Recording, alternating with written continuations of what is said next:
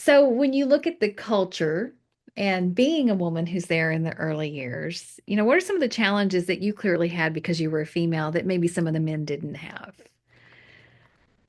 Whenever we did something physical, we had a different physical standard. Not, we didn't write it, the Army wrote it. In fact, it got to a point where annually the sit-up requirement, they found that women could do sit-ups and just as well as men. And but nope, they stopped for 100 points, at too short of the men's goal. And I was kind of like, oh, and don't get me wrong, I know how I went to the a class at the school where they take tons of data and it's all data driven. So, but it's almost like, so you always exceeded the standard for anything physical. The physical training test, the PT test, and so it was best to do that. And at West Point, I remember calling my sister, who's in the Army, and saying, "Man, I only got a C on the APFT." And she goes, "How many points did you get?" I said, 320. She goes, 300 is passing, and you only got a C. And then I asked someone, and they said, like the upperclassmen, the upper class women in this case, but they were upperclassmen. We didn't get all persnickety about the gender. We're always there if you had a question. In fact, when I was a plebe or a freshman, they would bring us in periodically and ask us what questions we had and things like that. But so I asked, and they said, well, they have to have the bell curve for the people on the track team, and those runners and all need to have where they get the A, and you were truly average. Sorry, so you got the C. Even though you went 20 over, like Yes, you yes. still were in the C. That's a really interesting thing. And I love how you said did you say plebe? The Yes, so plebeian. that so for people who may not know that, that's sort of a Roman term for Yes, the non-patrician class. And so was that a yes. yeah. No, yes, it was, and we had to square the walls.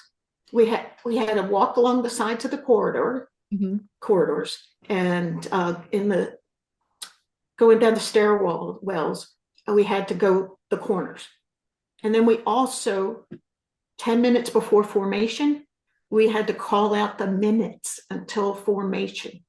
So you went out for the 10 minute, and usually uh, the upperclassmen, which is sophomores, juniors, and seniors, knew when they had to get dressed and make sure they were ready to go to formation. We'd do a 10-minute call, and then you could go back to your room and hide, because sometimes some of the yearlings, the sophomores, would come out and quiz you on your knowledge. We had a book of knowledge called Bugle Notes that we had to memorize, which we've been doing since July, so it's okay. Google Notes. So one of the Yes. things that's interesting is you had mentioned that there was a movie called Women of West Point, and when I watched it, one of the things that stood out to me was that pretty much all the instructors were males, which kind of makes sense because if you go for years Yes. without allowing women in to be trained, then suddenly you go into a time where even if you allow women in, you're more likely to have males. So was that pretty much the standard? Was it pretty much male instructors? I am looking back, and excuse me, I Good. do not think I had a female instructor, or I did, but she was older, and I apologize. No, it's good. Yeah, Yeah, that's and a tactical officers are assigned. They're um, there are 36 companies broken down into 4 brigades. And so each one of those had a captain or a major. And now they have NCOs attached, which is great too, because that are the backbone of the Army, to guide us, kind of also if there's any disciplinary and things like that.